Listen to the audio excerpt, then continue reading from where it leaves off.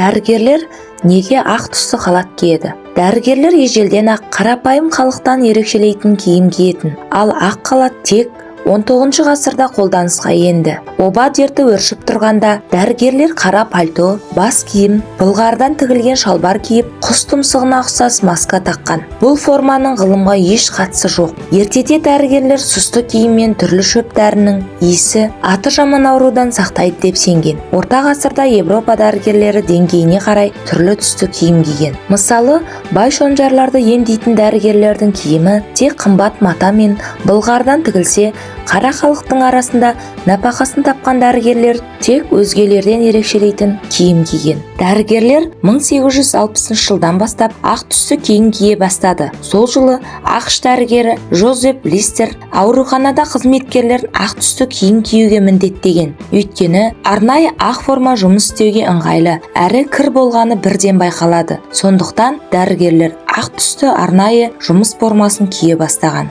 Оның үстіне уақыт өте дәрігерлер бұл форманы ыңғайлы екенін түсінеді. Өйткені ақ киімді хлормен жуғанда өңі кетпейді. Дегенмен бүгінде басқа түсті форма киетін дәрігерлер бар. Хирург мамандар жасыл немесе көк халат киеді. Өйткені операция барысында бөлмедегі жарықпен үйлескен ақ халат бір сәтке адамның көзін аштырмай тастайды екен. Ал өлім мен өмір арасындағы арпалыста әр секунд маңызды. Ота жасайтын бөлмедегі жарық шамдарының әсерінен ақ түсті халатқа қарай алмайсың. Жарық шағылысып, ота жасауға кедергі келтіреді екен. Қазіргі уақытта әлемнің көптеген елінде дәрігерлер жасыл немесе көк түсті халат киеді. Ал мейірбике мен емханадағы дәрігерлер ақ халаттарын әлі күнге дейін тастамаған.